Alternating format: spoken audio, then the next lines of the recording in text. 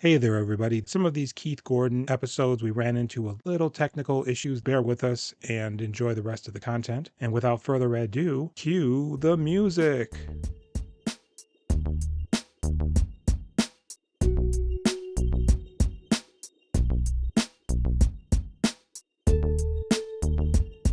So we're doing real names? Yeah.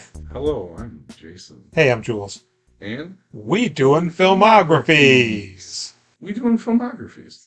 We changing the world one film at a time. One film at a time. We're doing the Lord's work. And the Lord brought us Keith Gordon. He did. He said unto thee, and let Gordon be Keith. And here he is. We're doing his fourth movie, Dressed to Kill.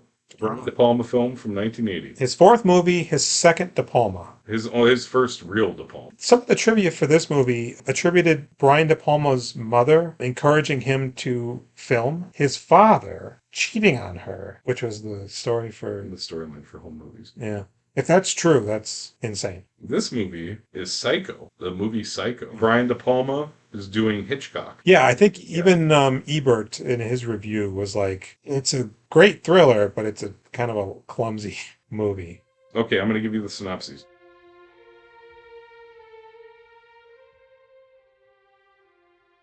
When Liz Blake, a prostitute that sees a mysterious woman brutally slay homemaker Kate Miller, she finds herself trapped in a dangerous situation. While the police think Liz is the murderer, the real killer wants to silence the crime's only witness. Only Kate's inventor son Peter believes Liz. Peter and Liz team up to find the real culprit, who has an unexpected means of hiding her identity and even more surprising motivation to kill. Okay. That's what I read the second time. The first one, and I can't even remember where it was that I saw it. It must have been maybe on HBO Max's description. Is it just a word salad or what? I mean, I don't have the app on my phone to even look it up. I don't know. You said you didn't think it was like that problematic of a movie. Is it I right? think that was when we were confused and discussing different Okay, things. then that makes sense. Talking about all that jazz. Then that makes sense. I was texting Jules about all that jazz. I did not specify what we were talking about because we had just discussed me sharing the all that jazz file. Right. I said I couldn't find it. You said I shared it to you. Mm-hmm. And I was going into Dressed to Kill I thought you were going into all that jazz. at that point, and I assumed you'd already seen it. And it synced up a little bit. I was like, okay, I guess there's maybe I believe there was a cab scene, and you're like, that cab scene's hot. Well, because I was like, first 5 minutes, bush. And you're like, yeah, bro, it's hot, I think. I mean, I thought maybe I missed the bush, or you could see bush. Could be, because there probably was some bush prints on the leotard. But yeah, okay, that makes sense. Because then I was like, I wish this would. No, we can definitely get into that section. Yeah, okay. So this movie opens with her in the shower, right? it does. And so she's in the shower, awkwardly looking over her right shoulder at her husband. Is that her husband? It is. Now, I assumed that's who it was to begin with. But then later on, I thought, oh, was she fantasizing about Michael Caine because of the razor? Yeah, it seems like everybody just has a razor. Apparently they do, yeah. So I'm pretty sure it's her husband. I thought she was the prostitute when it started. I didn't know what to expect. I didn't know what was going on. It starts, she's in her 40s. She's in the shower, and she's just rubbing the hell out of her clit and her tits. With soap, a little chunk of She's soap. cleaning herself, but she's filling the time. Listen, this is pretty hot. I mean, pretty into the shower. The way he films her boobs? Yeah. That's the sexy term, right? Boobs? Right. She's soaping those boobs up so good. Get to that bush. And it's a body double. Oh, is it? It is. God, what a... Oddly enough, so like I was saying, the actress is probably in her 40s at this point. Maybe even older, I don't know. They used a Playboy pinup model of the month, or whatever they used to call them, for the nudity. And it's very clear. I mean, they showed the actress, and she's just aged. She's an older... She's a woman. Middle-aged woman. And then they jump back to the body, and it's just like smooth. Yeah. Taut. I thought she just had an amazing body. No. But that's her real butt later, after she has sex with that one guy. I believe so. Because that's like a regular butt. And I guess they told her, the production was like, why don't you just say it's your body? We use that as like PR. Oh, she's naked in this movie? Was she offended? I didn't get an idea of how she reacted to that, but it quickly became evident that that was some Playboy chick who was a redhead and significantly taller than her. So they had to dye her bush blonde Okay. for this movie. But she's just waxing philosophically. It's like a minute and a half. She's basically masturbating in the shower. While looking at her dumb husband. Okay, and then here's the thing. Did I miss something? It never comes up again, right? She then gets raped? in the No. shower? Yes. Because that's a dream, apparently. Is that a dream? She mentions it later to Michael Caine. Okay. So yeah, all of a sudden the guy comes up, grabs her, puts his hand over her mouth, and just penetrates her. Yeah. Lifts her up, and he's graphic, it's y'all. very graphic. And she's like screaming for her husband. But he's shaving, so he can't hear I didn't her. notice at all. You know? It's like, the fuck is it? I thought she was maybe a prostitute. And then And there's some sort of creepy double team happening. I think then it pretty much just cuts right to her then having sex. She's in bed. Oh, with her husband. And her husband It looks terrible. doing the meringue on her. Her hair is way bigger than it is in the rest of the movie too. It's Yeah. weird. Yeah, she's This just is like, bad sex. give it to me. I forget his name, Bobby or some shit. No, Bobby's the killer. Give it to me, Frank, or whatever. Mike. Well, he says it. I'm just kidding. Yeah. So then she puts on her petticoat and goes to talk to Keith Gordon, Mm-hmm. who's making a computer. Peter, you're supposed to be ready in half an hour. I kind of like that right off the bat. I was like, well, this is a good angle. I thought this is going to feed into some other aspect of the movie. Sort of. This isn't a contemporary movie where somebody does something and it then never comes up again, even though it probably should. So he's building a computer in, like, I don't know, his bedroom or a closet or something. Is it even a computer? It might just be like circuitry. It's just dangling Yeah. circuit boards and so the mom. She's giving him the business about staying up late. Peter, have you been up all night again? Mom, the city science championships are next week. He's like, I week. created this thing and it's new. This does not exist anywhere. I've created a new type of circuit. Mom, this is the most incredible thing that I've ever built. I mean, there isn't a circuit like this in any of my books.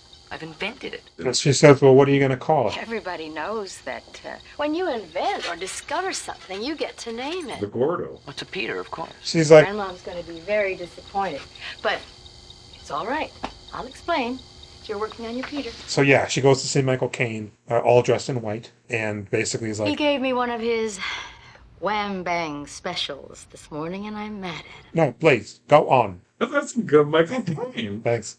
Way to go. Yeah. Well, they say the best way to do a Michael Caine impersonation is to say my cocaine. Wasn't that? My cocaine. I want to see you one day in a bistro, and then you look at me, and I look at you.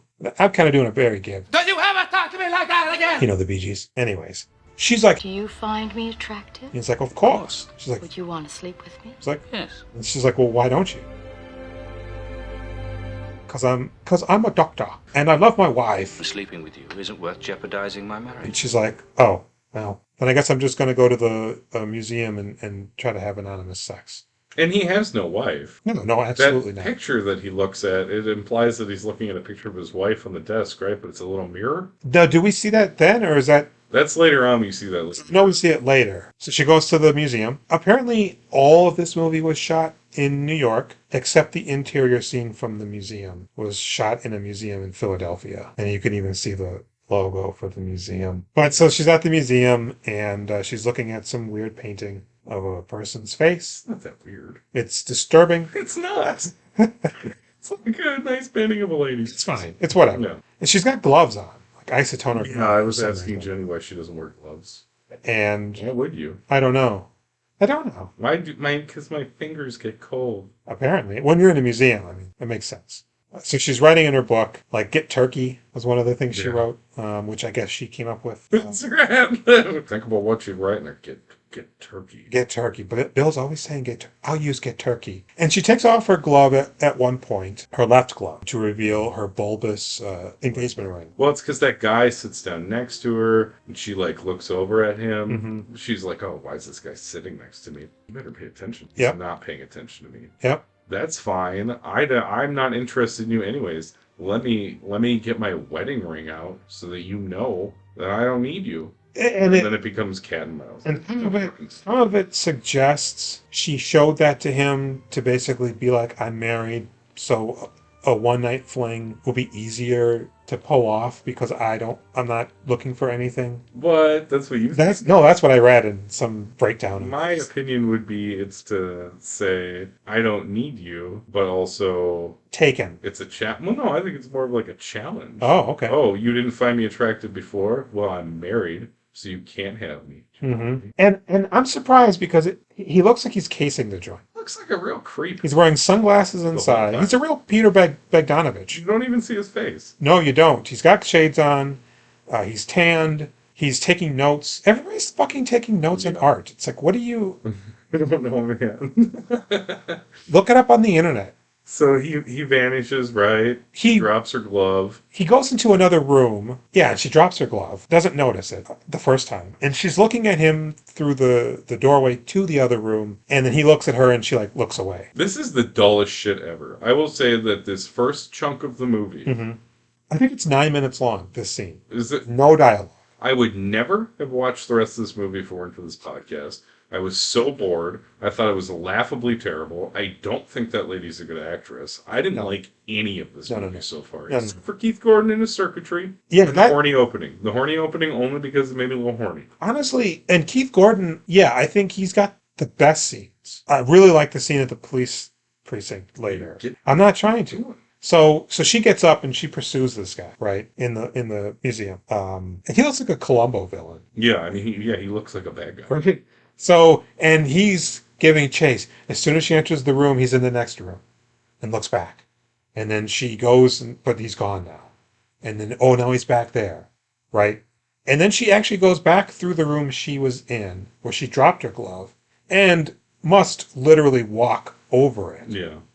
Doesn't notice it. Not even entering the room, seeing, if I drop my glove over 8 feet away from me and I enter the room, oh, that's my glove. Yeah. No, she just keeps going. Until at one point she loses them. And I think she looks at a map or something. Mm-hmm.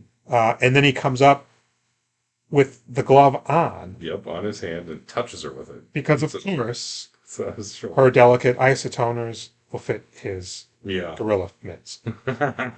So he puts his hand on her shoulder and she turns around and looks at it, the glove, and then him, and flees. Only then, a minute later. Then she goes back and she's like, wait a second, where's my glove? He was wearing my glove. And we get a shot within a shot of her remembering and then us seeing. And she's like, oh my God, my glove. That's so stupid. And, eventually she just leaves. She's like, this is stupid. Takes a few steps out of the library, takes her other glove off, and throws it on the ground.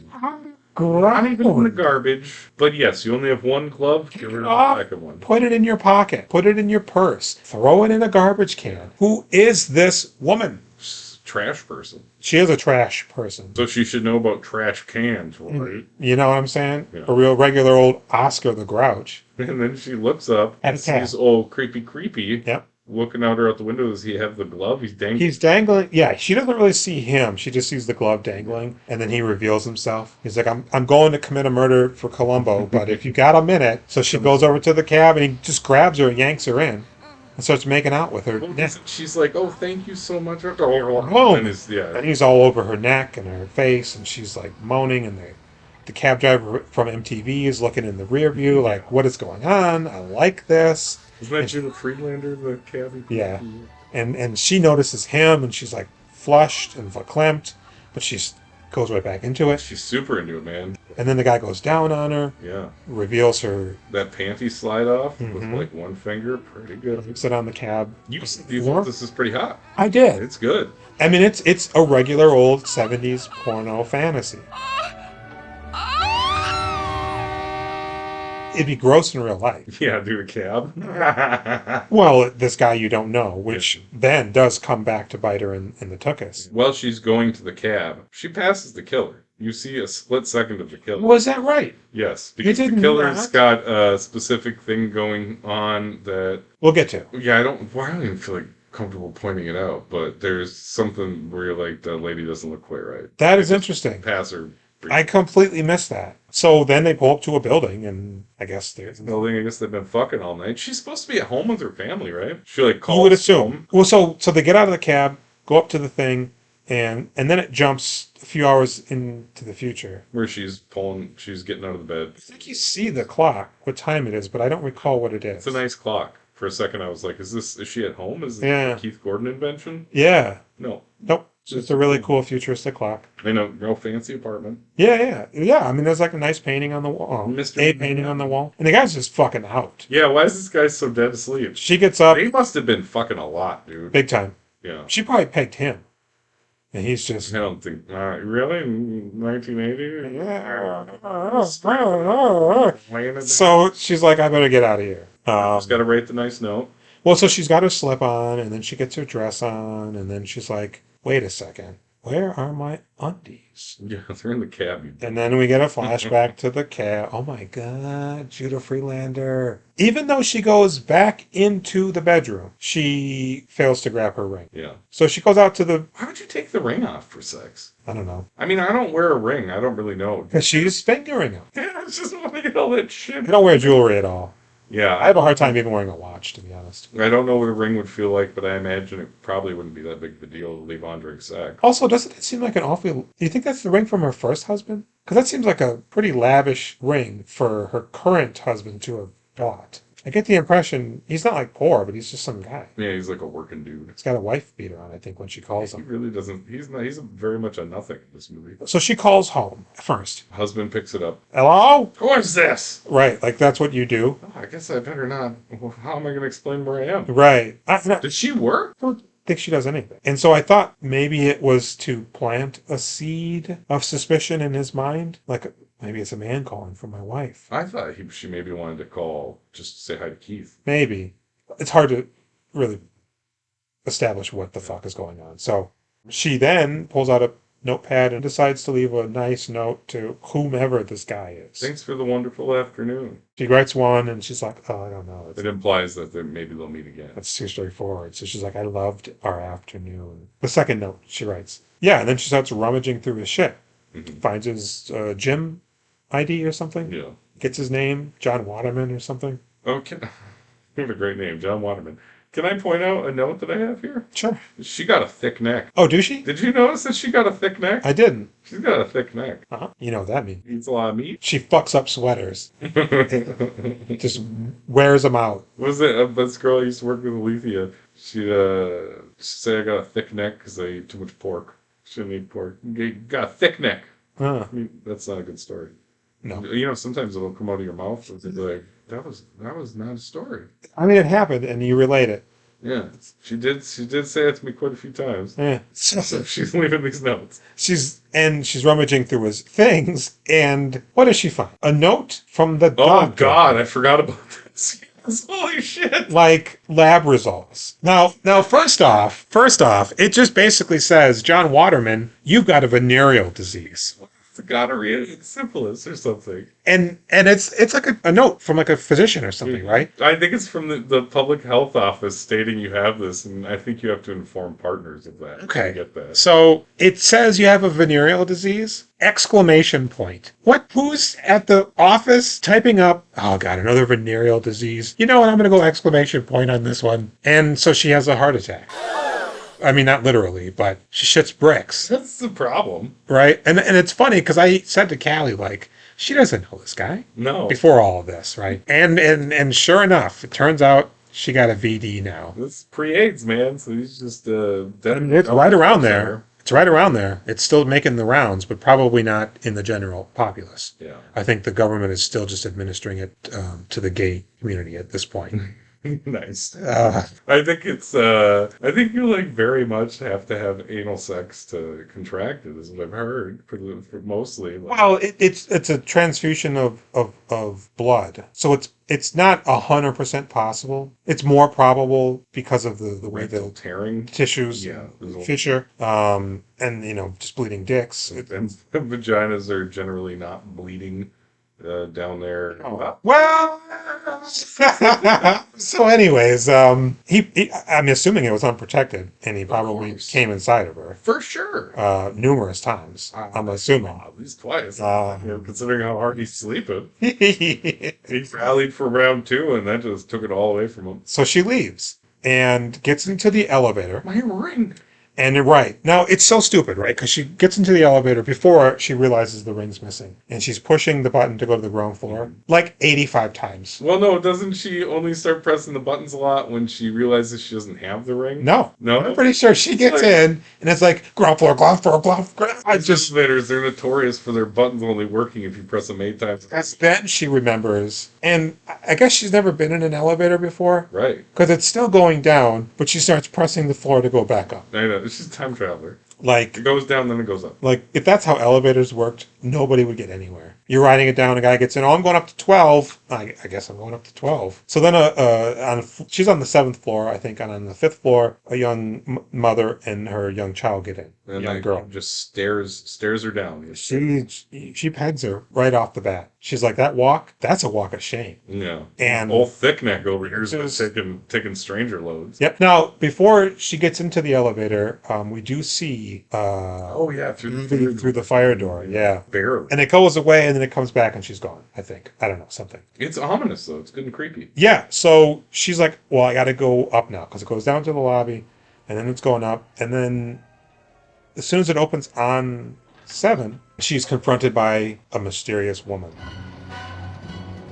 Who's dressed to kill? Black leather, Quite. sunglasses. Yeah. And a big Big hair. fucking straight razor that's just twinkling. Almost like Because she's standing there and she's holding it, almost like an exhibit. Like, hey, do you see this? And Liz is like, is that Liz? yeah. Kate's the other one. I don't know. So I think if you blur your eyes a little bit, you could almost think it's Angelica Houston. I feel like she's The killer? that leather. Yeah, like I didn't immediately peg who it is. I knew the twist, but like as soon as I saw them, I was like, look at the fucking mouth triangle zone. See, and That is like so clearly that person. I think the original synopsis that I read was weird, but it alluded to the twist, I think. Mhm. So when I read the other one, I was like, oh, well, this makes more sense as far as like what a movie could be about. Because I'm like, well, where does the doctor? I wish I did. How long did it take you to figure it out? I wish I didn't know. I mean, honestly, that scene, Oh. like as intended. Not this scene. No, that scene later where the grand reveal. Like the end? Well, I guess if that's the end, yeah.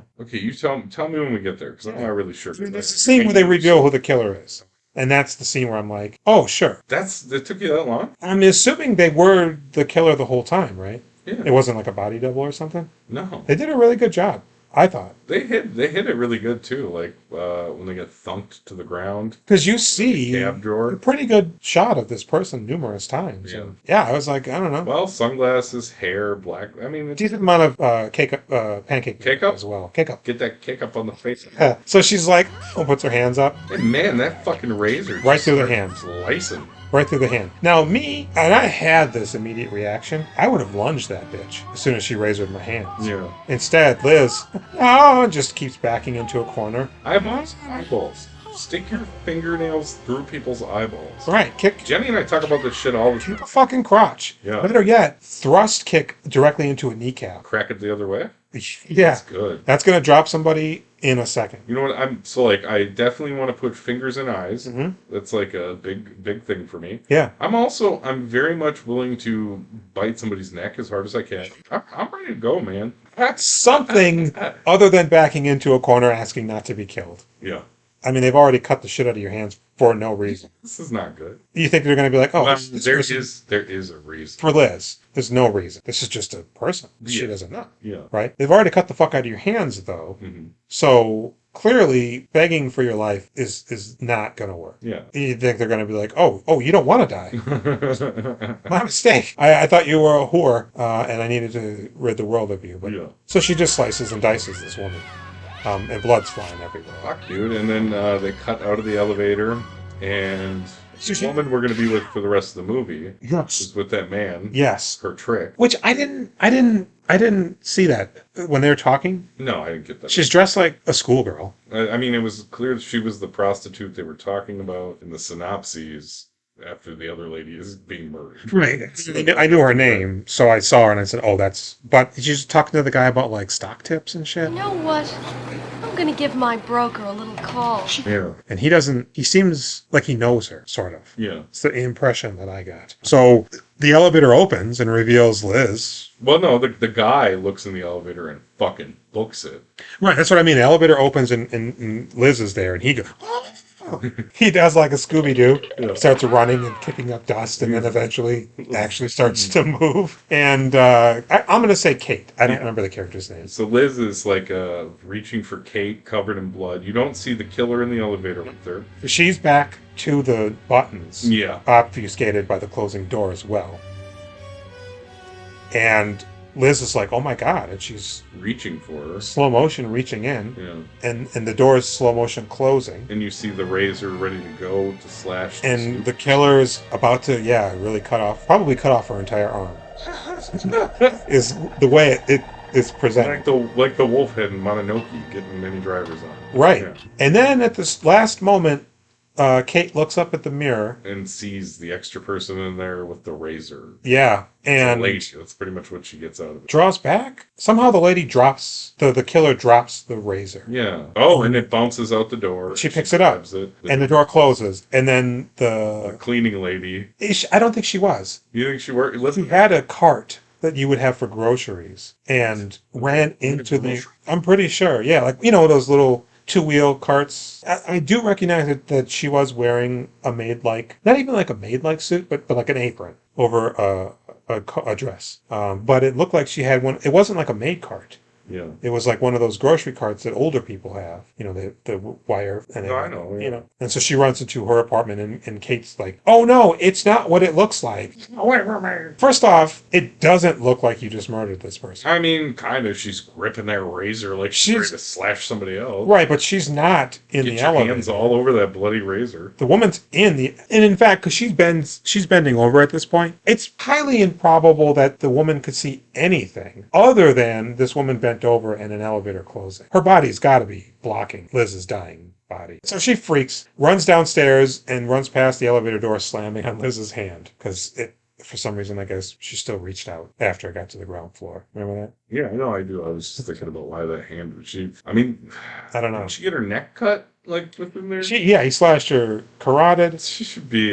How long? I don't think you got long if your carotid gets sliced. No, seconds. You got 7.32 seconds. I think Kate even runs out like, call the police. Call the police! Somebody call the police! So it's like, okay, clearly she's not the murderer. But so then I think we go right to the police precinct. Dennis Franz. Dennis fucking Franz. He's looking young. He You know is. what I like about Dennis Franz? Please. He retired and he just lives his life Oh, sure. like Gene Hackman. He's probably getting some NYPD residuals. Think he's hurting for money. No. He, God bless him. I like it when they walk away. I do too. I mean, it's weird because you don't get to see them, and then you find out they're dead, and then you see some pictures like that Gene. I sent you that Gene Hackman picture where he just looks like a. Is he dead? But he's like 98. Oh, sure. But he's like in good health, but he looks crazy because he's old, really old. I mean, it was the same thing for Don Knotts. He just walked away Yeah, and retired, and I don't even think people really even knew he's in Pleasantville. Don He Knotts. wasn't super far before he died, right? Don Knotts? Yeah.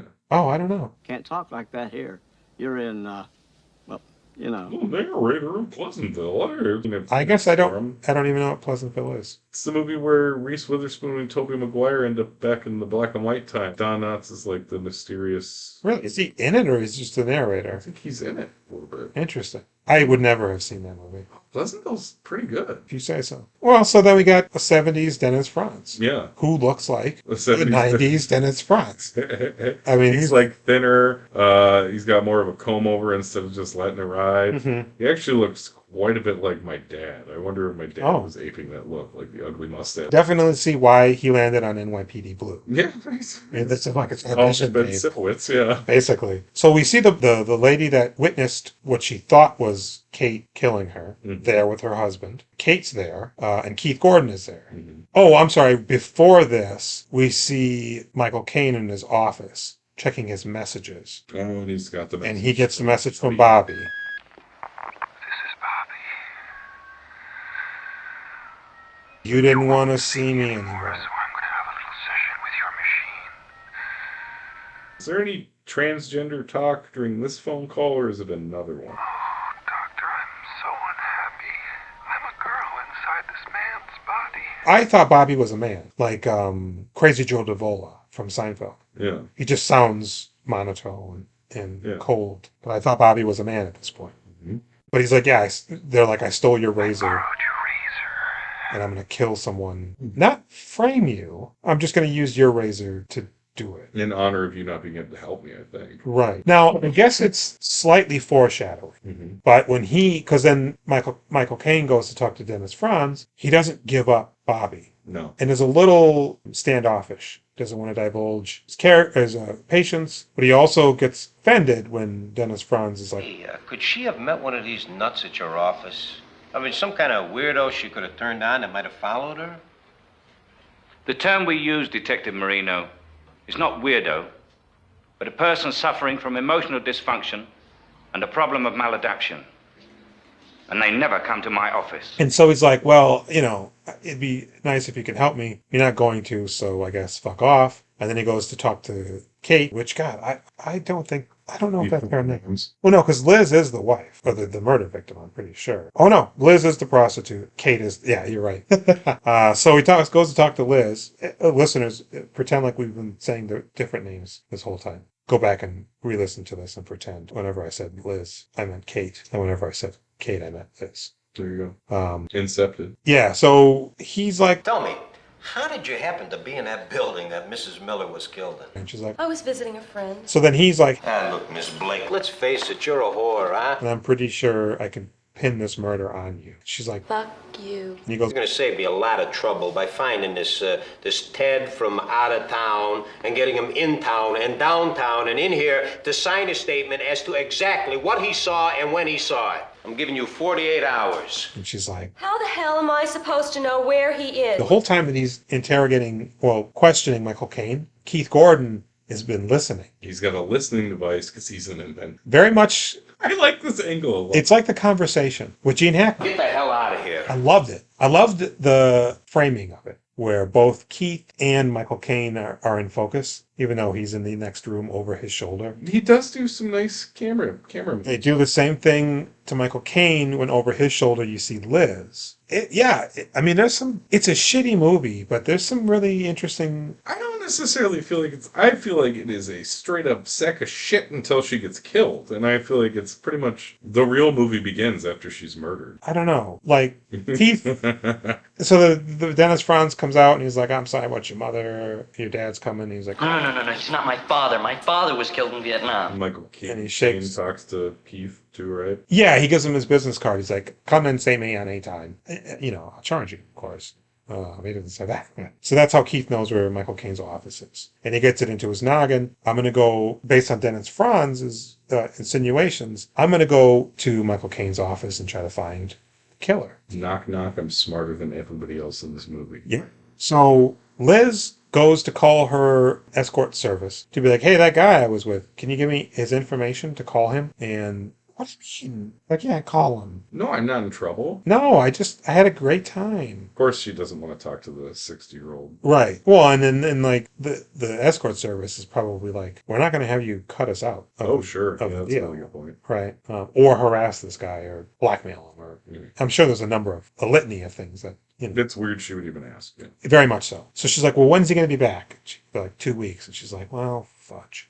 So I think at this point she goes home. Is this where we cut to Keith running his camera move? That is a little bit later. I like this lady. Liz? I think Liz is she's a good character. I like her. Yeah. She's very likable. She's Yeah, cute. she's young, but she's older than Keith. It's like this bridging sort of young adult kind of thing. And so, yes, we do see her at home. She gets a phone call from her stockbroker, and she's like, I want to buy 60 shares of Autotron. What's it sell for? and then she gets a call from the escort service, and she's like, Yes, I know. I was a bad girl. oh, you want me to see a guy? Do you think this guy might go for 500? Oh, I'm on the phone with my mother. Let me pick it up. And then she's like, Okay, Max, I got the money. I'll have it for you tomorrow. hey, yeah, I can do the date. Oh, just a straight fuck? Oh, they still do that these days? Thank God, And she's doing the dual I'll phone. have the money for you tomorrow. Like, she has 2 lines? Yeah. Because it's Maybe a work line and a personal line. I guess. I love that she's fucking using that money and putting in the stock market. That's very nice It's touch. so fucking awesome. And she's got a nice place, too. Yeah. She's not stupid. No. I like it when strippers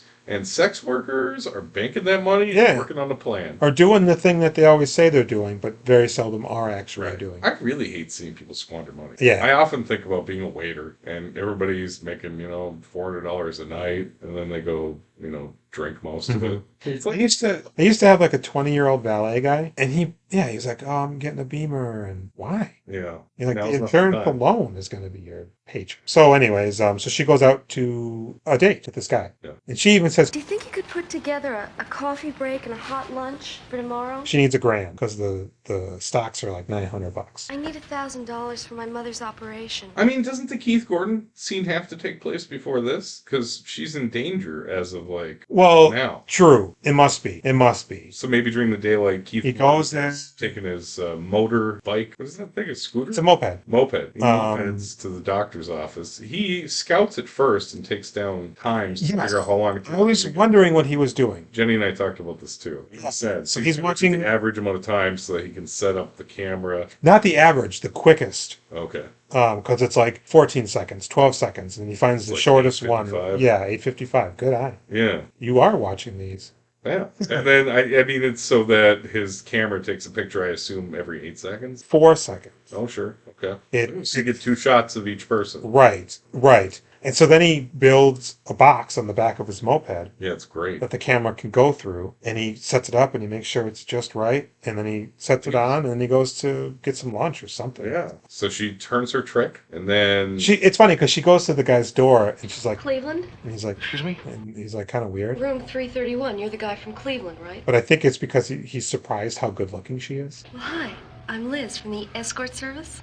You're kidding. You're my she's date? really cute, man. She's super cute. Yeah, I'm glad to meet you. Really got a nice, cute energy to her. I like her. Well, are you going to pump me dry here or invite me in? And she's sexy too. She's such a fucking babe at the end. Yeah. I can't even handle it. Kind of wish we didn't see her naked, but I'm thankful. I think it's much hotter in the doctor's office because it's a little bit of a nip slip. Yeah, that is the best. That's boy howdy. Man. If I was a kid and I couldn't get my hands on the massive amount of free pornography that's readily available these days, that would have been it. But you got to see her naked and you got to enjoy that scene. Yeah, that seems. It's 2 individual. It's very hot. She's very seductive. Yeah. We're not there yet. No, we're not. So she does the dude and then she leaves. And as soon as she just gets out of the apartment, she notices Bobby across the street looking at her with like binoculars. Mm-hmm. So she gets into a cab and then Bobby's not in a cab. It's like a car. But it's like, Doesn't who's driving? that turn out to not be Bobby that's following her? Does That's it? the cop at the end. I think that's what Dennis Braun says. They were Perfect. So Perfect. Bobby is following her, but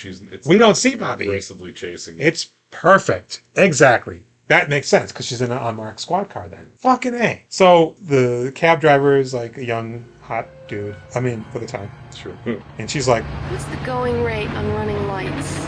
he's like, Did I lose her? and they don't lose the person. But she's still coming. So they pull over at I think Brandon said the Grand Central, not Grand Central, but some sort of a train station. Drop me at Columbus Circle. And he goes, Look, I didn't deliver, so why don't you let me take you to dinner instead? she's like, All right, you got a date. Okay. She doesn't give him any money. a name. Just give him the phone number. Nobody's exchanging digits. It's like, all right. I'll just never see you again. No. Call me. And so then he sees what I believed was, man, this movie really took me This for a is ride. Bobby. The one. Then he opens up the door and hits. Yeah, That's Bobby. For sure. I thought that was the cop. No. Because they don't shake him. So I assumed, now that you mention it, that he opened up the door, that was the cop. Because the person just falls flat on their face and doesn't move. I mean, maybe, but that looks a lot like. But so then she gets up on the platform. Snuggles up on those young black guys. Wait. You're going to watch this movie again, aren't you? No. Because there is a point where she comes out of the subway and Bobby's there, standing looking at the other direction. We see them from behind. And something garners her attention. So Liz looks, and at that point over her shoulder we see Bobby turn around and look and see her. So I'm thinking that was the cop. She rode the train. We didn't see to another. Did you see Bobby's face in his mirror before he hits her with the door? Yeah, but anyway, she turns around and sees Bobby and runs back down into the train station. jumps the barrier. Bobby actually pays. And then Liz runs up to the platform and sees a group of young guys down the way listening to a boombox. She's like, I'm going to sidle up next to them. But she's like bumping them. Hey, lady, what you looking for? Yeah, this is kind of stupid. I feel... Like, they're completely oblivious to her. Yeah. Until she starts bumping them. Yeah. And they're like, what are you doing? What are you fucking with us for? Yeah. She's like, oh, I'm sorry. Am I bothering you? I'll just leave. Nah, you ain't bothering me. But you're bothering me. Their response is so over the top, though. They're like, what are you gonna do about it? I'm gonna break her fucking ass. No, we're going to rape you. Hey, why break it when we can fuck it first, huh? We're gonna learn a lesson. And now there's 4 of us when there were only 2. Yeah, where's... Or 5. So she starts running, and they're running, and she's in high heels. Apparently they can't catch her. Maybe they were in platforms, too. I don't know. So then an old woman, I think, inadvertently runs a blocking pattern on them, and Liz jumps into the train. Where and there's a police officer. runs into, like, the wall of a fucking police officer. Yeah. That guy's a big guy. I didn't really take note of it. Very tall. Not fat or anything. Okay. He's just like a football guy. I mean, she might be little. She And he's strikes like- me as she'd probably be 5. Yeah, and he's like, Take it easy, lady. This ain't the rush hour. All these black guys are after me, Yeah. and there's a lady who kills people who's after me. Well, they Well, no. sound like another crazy. she says, Yeah, well, where the fuck are you guys when somebody needs you? I was almost attacked. she doesn't even mention Bobby. She shouldn't say shit. She goes, there's guys out there. So they look out platform. There's nothing. And there's nothing, right? So cop's like, okay, I think something's up. So she just sits down right there. And he's just staring at her. She's like nonchalantly pretending like she doesn't care. She keeps looking back at him. And at one point, the camera pans from her back to the cop. At which point we see Bobby in the vestibule between train cars. And then it pans back and Bobby's gone. Oh, okay. I remember catching a glimpse of them. So very much like, oh no, they also got on the train Yep. just further down. yeah, we didn't even see Bobby the whole time she's on the platform. And I would like to point out, this has all been really quite scary. This It's effective.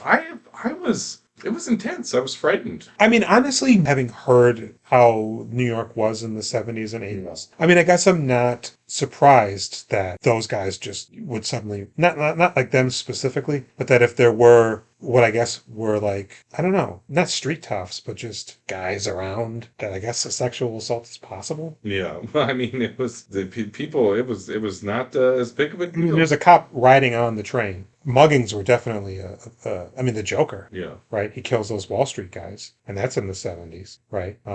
This must have been pre-Joker. I don't know. I like in a few years the crack boom will hit and things will really like New York's like known for its crime, but then once you add the real hard drugs, It seems like more of an LA thing explode. than a New York thing. You don't think people were smoking rocks and I know they were. I'm just saying, in hindsight, the optics. Anyways, the cop gets off. He's like, later, trick. and then instantly The street toughs come from the far end of the...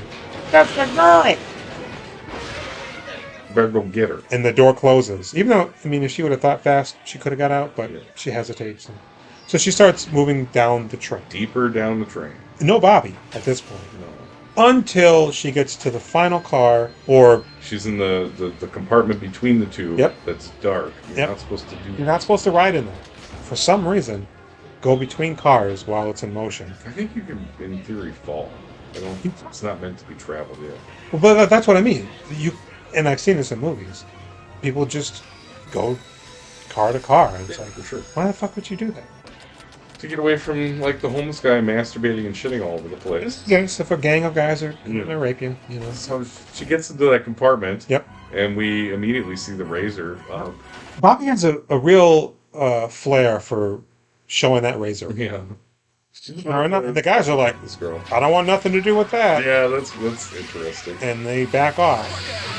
And then, boom, she gets gunked. It's so fucking great. This is my favorite part of the movie. I thought it was a fire extinguisher Yeah. at first, but it wasn't. It was Keith Gordon's homemade mace. Keith Gordon with a fucking tough look on his face, a real fuck you attitude. Mm-hmm. Fucking homemade pepper sprays the shit out of Bobby. Yep. Who then flees, stumbles then into the area. Opens up the car door to enter the car and then runs out. like she's on fire. Oh, it's great, dude. And Keith like puts his arm around the girl and they get out of there. But she's like, What was that stuff you sprayed on? He goes, It was a kind of mace I made at home. It's a pretty simple compound of sodium. She's like, Save the Mr. Wizard lecture. I wouldn't know sodium from Adam. it only blinds you for 10 seconds. It sure worked. So it's a good thing Bobby ran away. Otherwise, 10 seconds would have gone by in an instant. I think maybe he would Just start kill doing this? Bobby?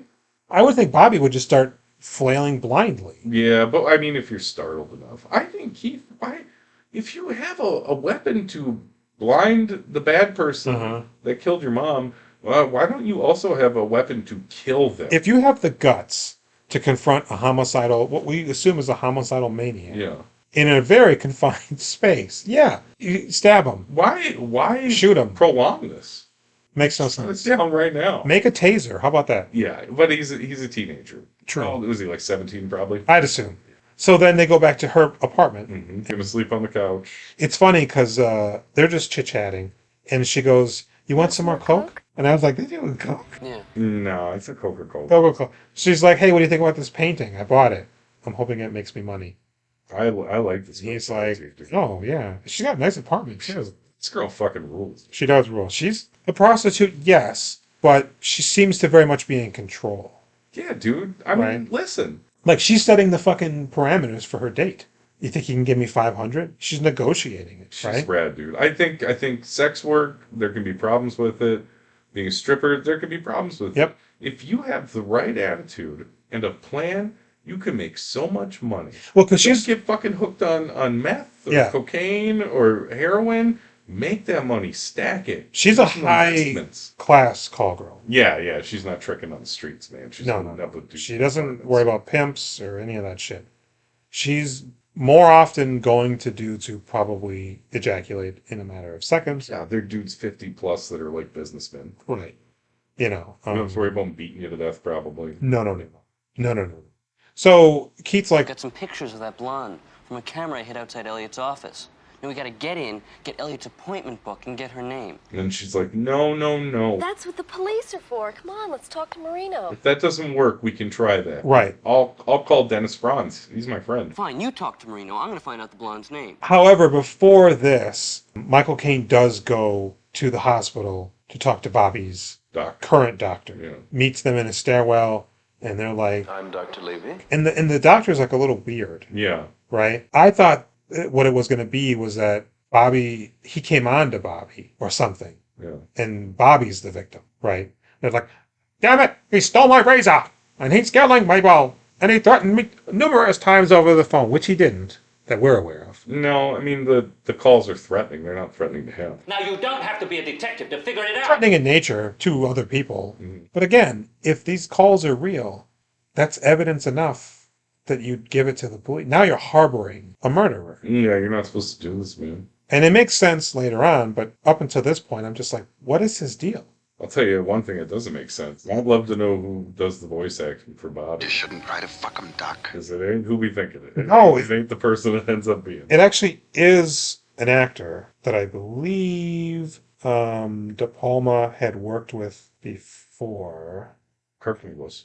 No. Interestingly enough, as a side note, Sean Connery was offered the Michael Caine role. And he was enthusiastic. Really? But had to decline because he had already had previous commitments. And then they would work together on The Untouchables later on. And also, originally, this movie was rated X. So De Palma actually wrote a treatment for Cruising and wanted to make that. And it just didn't work out. So then they made Cruising, which is... Pacino. Do you have to pee again? I do. Just go. Okay, you keep talking. Good Lord. I'm going to turn the mic off this time. Okay. Brian DePalma wrote a screenplay based on Gerald Walker's article, Cruising, but was unable to obtain the rights to the material. So William Friedkin then went on to make Cruising, and a lot of the elements from DePalma's screenplay he adapted to make Dressed to Kill. And both movies actually were originally rated X and had to do quite a bit of editing and restructuring in order to eventually wind up with an R rating, interestingly enough. William Finley is a regular in writer and director Brian DePalma's movies. He also appeared in Sisters a few years before. He was known for being an odd, villainous-looking character with a haunting voice, and that's the person that Brian DePalma used for Bobby. Odd.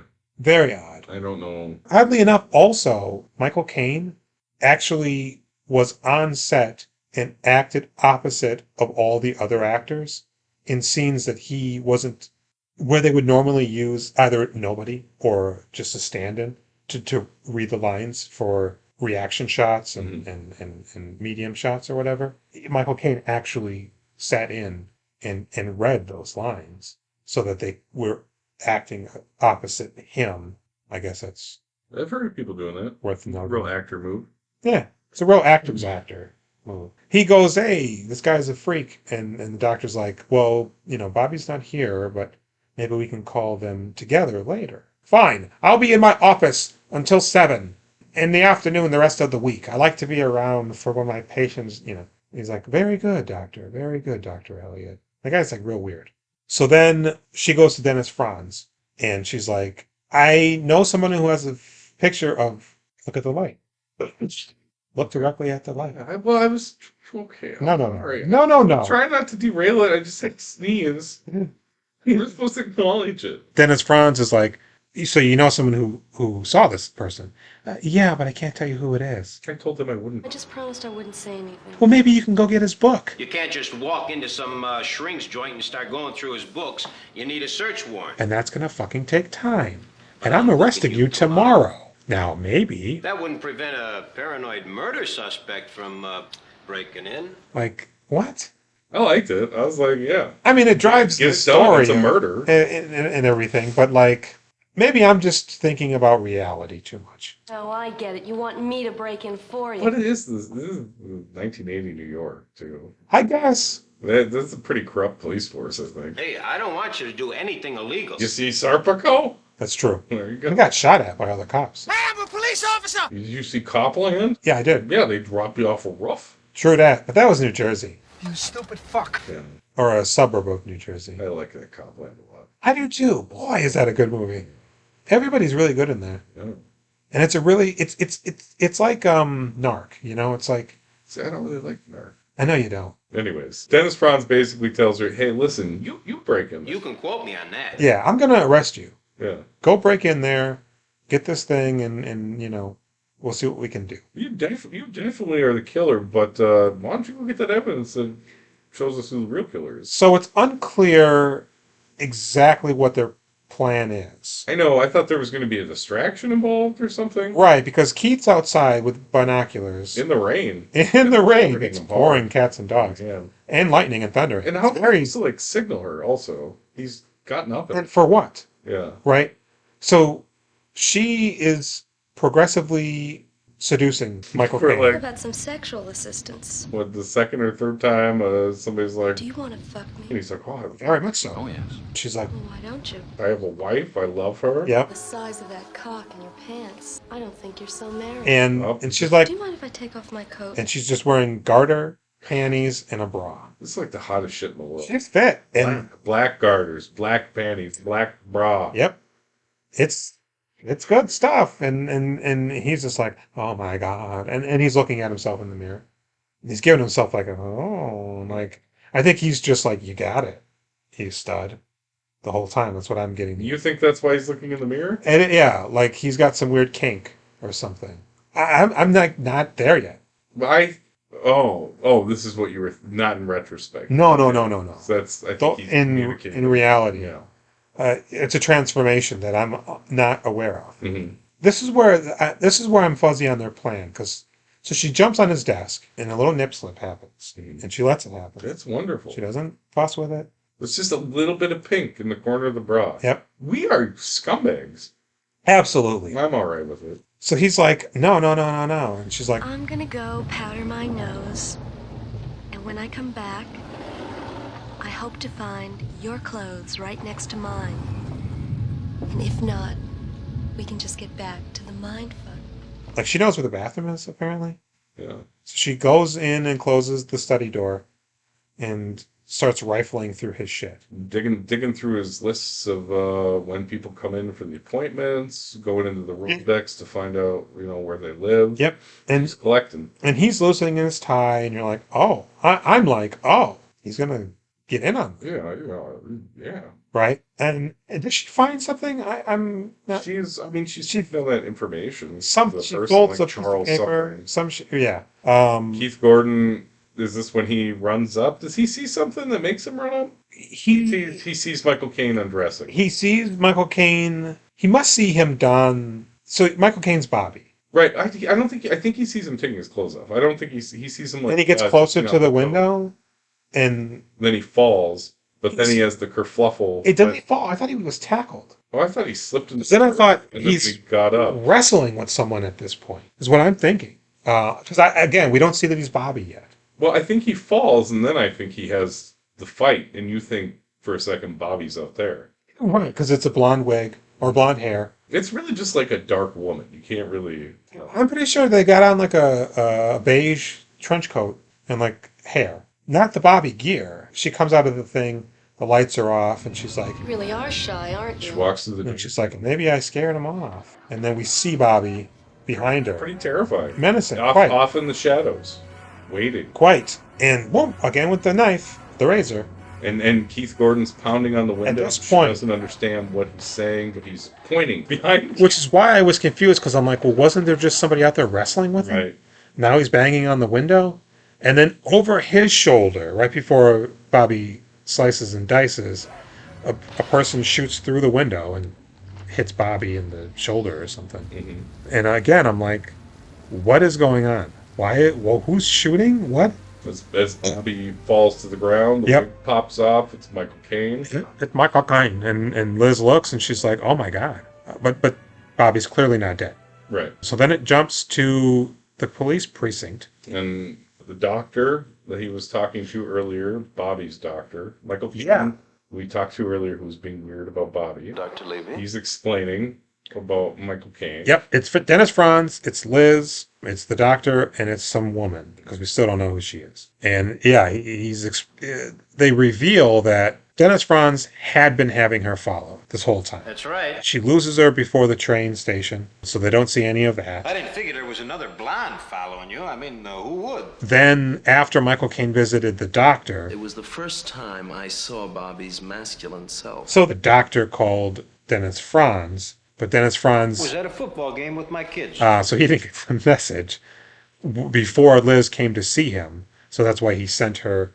And this is all, like, really weird. Like, they're explaining it, like the ending of Psycho. It's sad when a mother has to speak the words that condemn her own son. I guess. Yeah. Or like a Scooby-Doo mystery. I gotta hand it to you kids. Finding that missing armored car after all these years. And he's like... He was a transsexual. What? A transsexual. The woman inside of them was Bobby. And the man inside of them was Dr. Elliot. And... He was going to have a sex change. But Dr. Elliot said, no, Bobby. He freaked out and couldn't do it. But then every time... Elliot's penis became erect, and Bobby took control, trying to kill anyone that made Elliot masculinely sexual. Which happens every time the women are like, you'd fuck me, right? You mean when Elliot got turned on, Bobby took over? So apparently... Well, I mean, so far we only know of Kate being murdered and Liz almost being murdered, right? But... it must have just gotten to that point, because that, the razor was not missing before then, and we don't know of any other murder, because he's not married, right? No. I mean, he can't be, right? I don't know, it's weird, because he couldn't be. How would this be possible if he... Were the messages even real on the voice machine? It would be a lot better if they weren't. Because he was listening to him the first time, and then it looked like he did something and then was leaving. And then the first Bobby message pops up. Yeah, this is stupid. They have to be made up. They have to be in his head. Because why would he... But it's not Michael Caine calling in an American accent. It's somebody else. But he seems to believe Bobby is a different person. Yeah, I think he thinks... Yeah. But then why would he lie about being married? He thinks he's married? Maybe he thinks he's married to Bobby. Is that why he's looking into that mirror? That we think is a picture frame, but it's a mirror? I don't know. Yeah, I don't know. It seems like a lot of this movie lines up fine. Mm-hmm. I mean, it's dumb that they paint the picture of, like, transsexuality. Transsexuality? Is that? Why? Where are you going after this? I mean, that it's a psychotic or sure. A split personality disorder. That within every transsexual, there's a woman half and a man, and they're like real identities. Yeah. It's weird because there's even earlier in the movie a television interview. Yeah, the Donahue one. Yeah. Oh boy. They're mean to that person. They're mean to that lady what they're talking to.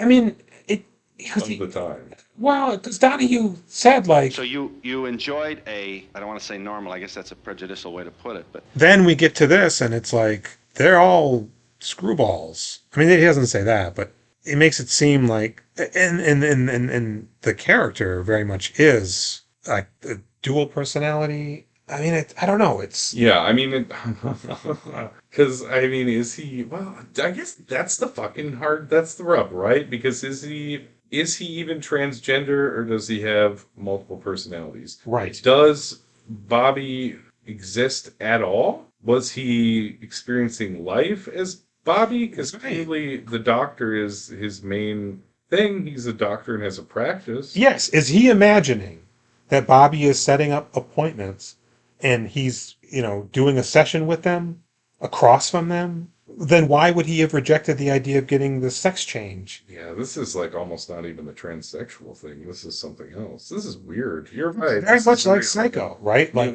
Psycho. This movie is obviously Psycho. Right. And I mean, it was meant to be a real homage. Yeah. Within that movie, it isn't he doesn't want to be a woman. Mom. His mother lives within him. Yeah. And he dresses up like her. I guess that would be when she takes over. It becomes a split personality. So right. He doesn't have to come to terms with having murdered his mother. She's still around. Right. And that's what's going on here, but they're pretending like it's something else. Yeah. And demonizing that other thing. Well, I mean, what? So can we discuss the problematic stuff and then we'll come into the end? What? Yeah. Because I mean, I think the problems with these types of movies is the only times you're seeing some sort of a transsexual icon on the screen, a character, they're always mentally ill. Mm-hmm. Buffalo Bill. Yeah, it's never like Karen down the street who's nice. Mm-hmm. It's always something fucked up. Mm-hmm. Or like maybe a crazy drug addict or something, like in Last Exit to Brooklyn. Right. Yeah, it was a very long time before we got a positive trans character. And even, really, probably only in the last, 5 years did it kick up a bit more. There's a really great documentary on Netflix about being trans, and more notably, famous person who's trans. I can't remember the name of it for the life of me. Disclosure. It really hit me hard too. But there was an actress in that movie who had been in a number of movies as a woman, but was in fact a transgendered person. And the whole time they were afraid, they're doing a scene in bed with someone, oh my God, are they going to discover this? Oh, this is a working actress. Yeah. Oh. Yeah.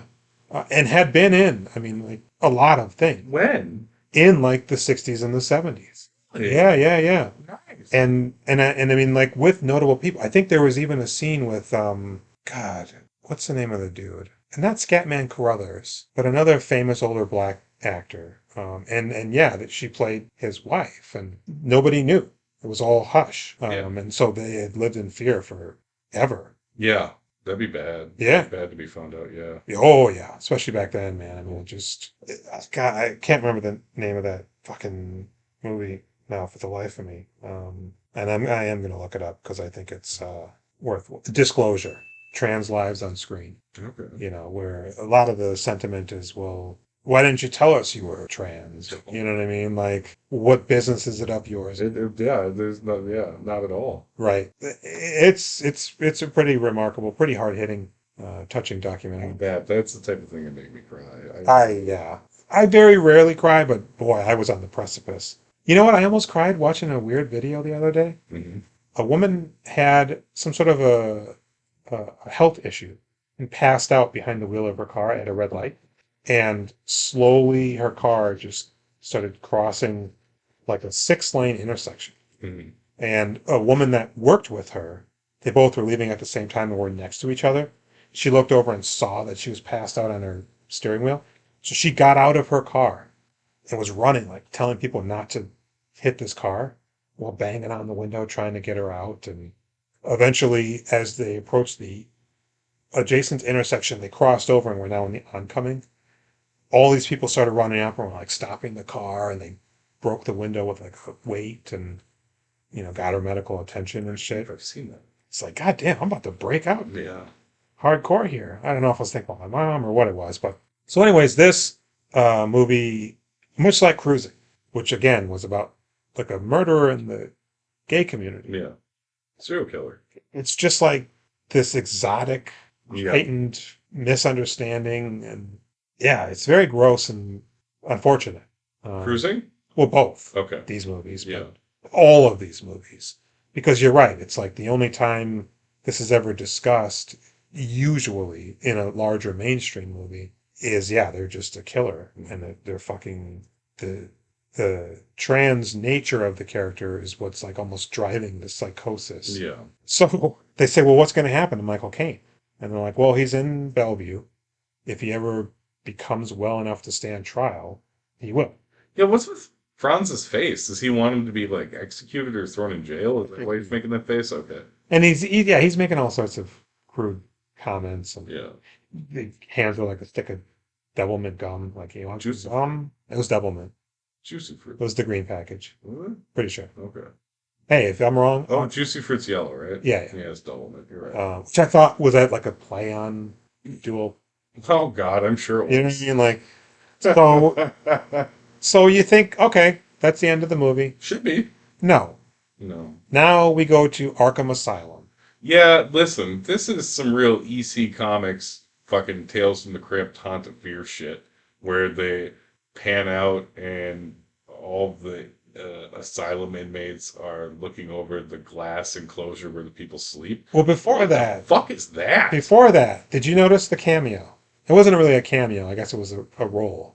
There was a patient being walked past the camera as it's going in. Yeah, with the guy, like it was two crazy people, right? One leading the other is an old man. One of them was Mark Margolis. Who's that? He's the uncle in the wheelchair with the bell in Breaking Bad. Oh, really? Yeah. Salmonico or whatever? Yeah. Sal. Something. I don't know. He's also in Pi, I think. And possibly... Or Requiem for a Dream. He's a fairly well-known actor. Yeah. In this, he was just inmate. He didn't even get credited, actually. In the credits, he just was walking by. That place is so scary. So, it's hell on earth. Yeah, so then we get to Michael Caine, and he's in his bed, and the nurse comes up to check on him, and he just strangles her. Mm-hmm.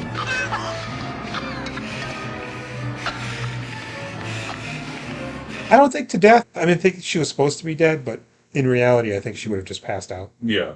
And it's because she's looking hot as fuck, right? No. You don't think that's why he killed her? No. I thought maybe he was aroused again, because that lady is wearing a very specifically sexy nurse outfit he would never wear in an insane asylum. Well, and when he unzips her, a garter, too. But no, I think it's just because he needs a disguise to break out. Oh, I thought it unleashed the beast within him again. It could have. I don't even think there's glass. I think it's just a weird setup where there's a bunch of beds in a room. First off, nobody else hears him kill this woman.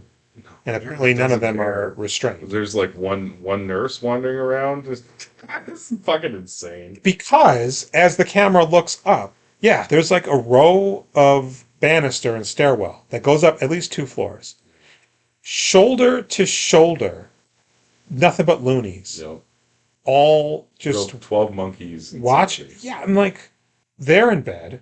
Why aren't these guys in bed? Doesn't make any sense. It's just terrifying. It's very terrifying. Then it cuts to, and this is quite a long time. He's slowly taking off her shoe, and he places her right shoe on the left side of her stomach, and so then we get to Keith's house because, no. Somewhere in there between Dennis Franz's scene and that scene, or maybe right after that, she's having like lunch. Oh God, yeah, with Keith. With Keith, and she explains the sexual. In very clinical. Sex change operation. Matter of fact, there's nothing like over the top, or she's not grossed out by it. He's not grossed out by it necessarily. He's just a young kid. Let's make one slightly off-color comment towards the end. Instead of building a computer, I could build a woman.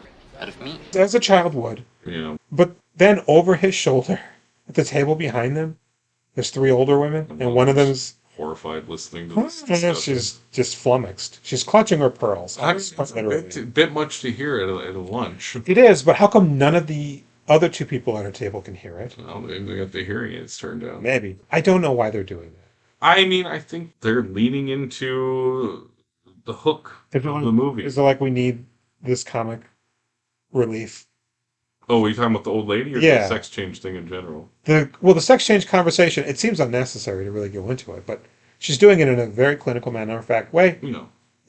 But then over the shoulder, we got, we got Maud Flanders over there losing her shit. It's like, why are you doing this, but then you're doing that? I guess I didn't find it super comical. I felt she was overwhelmed by the inappropriateness of the conversation in like a nice venue. It's weird. So she's like, I'm going to miss you, Keith Gordon, and your mace. And he's like, well, I tell you what, why don't you come sleep at my house? My stepdad's gone. And it doesn't seem like... Where did he go? I don't know. Mike's out of town on a business trip. But it doesn't seem like sexual or anything. No. It very much seems like she's still kid enough that she can identify with him and they have a friendly, I want them to date, but maybe in like 3 years. Yeah, he'll grow into it. Yeah. He'll be tap dancing and pre-cumming for a few more years. So then we go to their house. I don't know where he is. She's showering. He's like in the living room working on it. So then somebody smashes through the window. Neither of them hear it, apparently. And we see the nurse shoes walking in the bedroom leading to the bathroom. And they're wet. Did you hear them? They're really squishy. So then they just stand there by the door. And and she's showering in like a foot of water? What? What's up with that drain? Unclog it. Or take the damn Keith's hair. Maybe. He's got so much hair. So she's standing in a foot of water. I don't understand why, but fine. Either right before or right after she turns off the water, she's like, something's not right. She's looking through the glass door, and you can see the shoes. It's steamy a little bit, but you can clearly see the shoes, and I think the stockings. So she slides open the door, and then it's Bobby. And then she just continues to stand there in the shower, looking at the shoe. Yeah, like, what's your plan? Like, they haven't attacked you, so get out and do something, but it's taking forever. And finally she sees the strap that Keith's stepdad uses to sharpen his razor, and assumes there must then, of course, be a razor. She's looking on the counter. We see combs and toothbrush, medicine cabinet. Shoes, still there. So at this point, she creeps out of the shower in her foot bath and slowly opens the medicine and looking at the shoes, they're still there, and slowly open. And then from the medicine cabinet out, we see her. And then, what is this? It's a comb. And then Bobby cuts her throat. Yeah. Because she wasn't in the nurse shoes at all. Nope, she took them off. And then she wakes up and it's a dream. Yep. And she's screaming her fucking head off. Is she in bed with Keith, though? No, but she is in the bed that Kate got banged in by the old man earlier. Yeah. She even says he did his wham bam or something to the doctor. One of his wham bang specials. Keith comes in there. He does. He rushes in his pajamas and he's like, Liz! And he's like, it's me, Liz! Do I have to mace you? KG. And then eventually she seems to get her wits and the movie ends. Now, here's my question. Yeah. Is everything that we saw at the loony bin the dream? It has to be. Right? It has to be. Yeah. Because otherwise, how would he be wearing the nurse's outfit? And then it would make sense why it's so sinister and stupid. But then why would she have thought of that if he wasn't actually wearing the shoes because he's in full Bobby garb? And how does he know where Keith lives? I guess he's Dr. Elliot, so maybe he knows where Liz lived. I think he would know where Liz lived. It's stupid. We didn't need the extra thing. We didn't need any of that. No, it could have just ended. We don't even need the sex change. None of it. Dennis Franz, here's my gum. That's how fucking Psycho ends. The discussion about Norman's psyche. Mm-hmm. Because what is this, like a slasher movie? Are we setting up a sequel? No, it's a dream. So then what's the point? Yeah. Did he really break out? I think he's doing the Carrie thing again, where the hand pops out of the grave. Sure. I don't know. It's very dumb. Also, I would like to say neither of us are trying to be disrespectful by referring to Michael Caine's character as a he. No, because it's really initially muddled and confusing. I felt like they initially set it up to be a man, or did a very poor job of alluding to the fact that Bobby was a. I mean, he's a he and Bobby's a she. That's all I can. I mean, he is a woman, but well, obviously they used a man's voice to record the message on the machine, and we never hear Bobby talk ever. So it might just be that they didn't know what the fuck they were doing at the time. I don't know. It's hard to say. Well, this is a strange one. They even used an androgynous or an ambiguous name, Bobby. Yeah. I think it's spelled with an I, but it really could go either way. I don't know, man. I mean, a straight up weirdo murder movie, I think, without the trans angle. Again, because they talk about the sex job, how it really works, and they do that Phil Donahue interview. It's very much hung up on this angle. Yeah. And I think if they would have just been like, even if Bobby looked the same, but they didn't allude or use any of that stuff, it just was like a weird, because Bobby looked weird.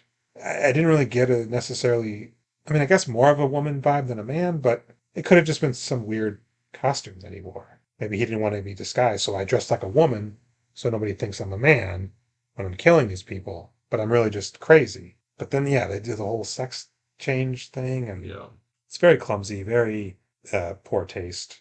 But looking at home movies, much better. Taste was not in no high supply.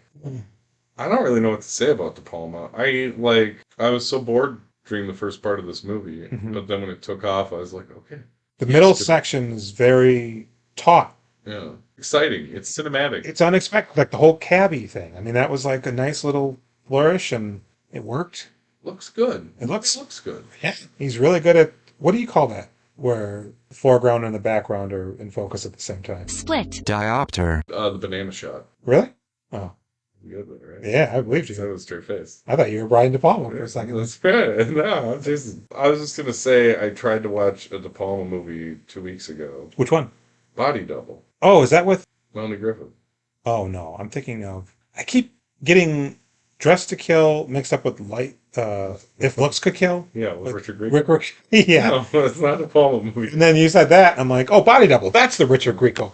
No, he's not in any Brian De Palma movie. Body Double has a similar thing to this movie in that you're introduced to this character who's a friend of the main guy. Yep. And he lets him stay at his apartment and shows him this hot lady through a telescope. And I watch her every night doing her naked dance at 10 p.m. And then later on, Griffith is naked? Kind of. I'm not super sure because I didn't see the whole thing. But I believe she is the body double that's naked dancing, but it's not the actual lady that lives there. There's some sort of scheme. Oh. But there's also this terrifying, creepy guy that shows up and harasses her and is stalking her. The voice of Bobby. No, it's his fucking friend wearing terrible makeup. Oh, blackface. Those allergies. He's the first person I've ever heard who sneezes and actually literally says, achoo. No, I got caught in the middle there. It's the same thing with the weird prosthetics where it's well, that person doesn't look like a real person. Same thing with Bobby in this movie. Yeah. Where it's this isn't quite...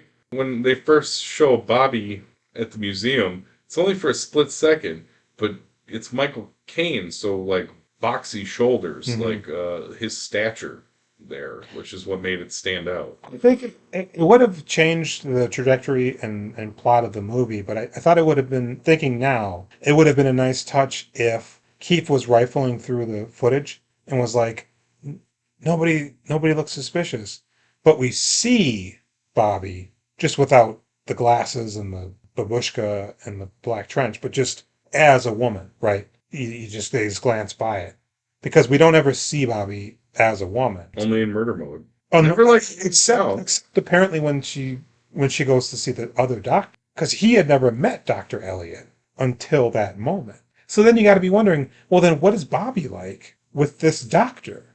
Does she divulge that she's a murderer? No. You know what I mean? They gotta have a life of their own. Hey, do De Palma be good? Also, Is that just his office, or does he live there? That's a good question, because he's always there. Because it's a garden apartment in a brownstone. He maybe he lives on has a back office. He has his office. Yeah, I don't know.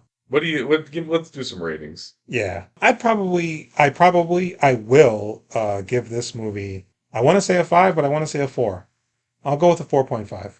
It's got some strong elements in the middle, but yeah, the opening half is terrible, runnerless Oh. and bad. Runnerless, the name of a Billy Crudup film. Is it? Uh-huh. Good for him. And then, of course, from the Dennis Franz revelation scene through the next, I don't know, 10 minutes. 10 minutes.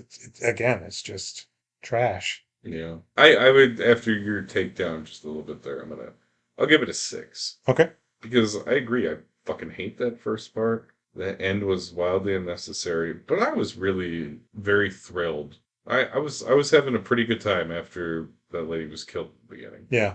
It really felt like that chunk right up until Michael Caine is taken down. I think that all is pretty great. It's riveted. I was like, good stuff. I'm gonna redo that, and I'm gonna go with a 5. Okay. I was gonna go with a 4.5. Yeah.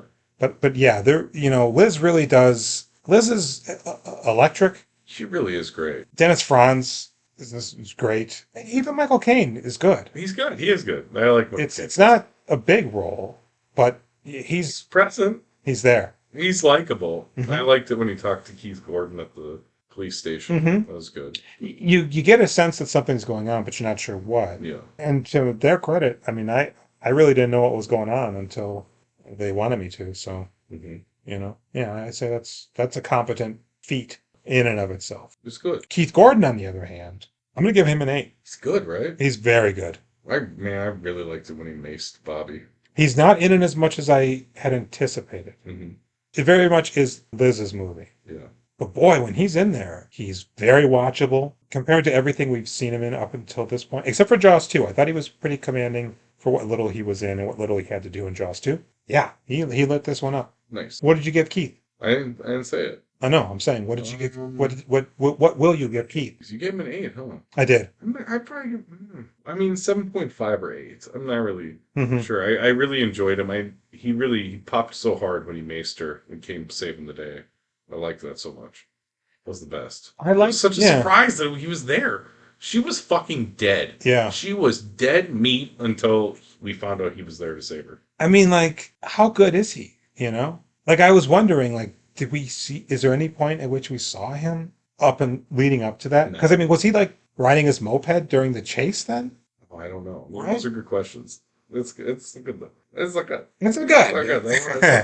Yeah. All right, these are our scores. Yeah. All right. Boy, this is a long one. Yeah, we might go in long. Holy shit. Listen up, everybody. Send us an email at wedoingfilmographies@gmail.com. Help me find the missing Keith Gordon films. Keith Gordon, do you have them?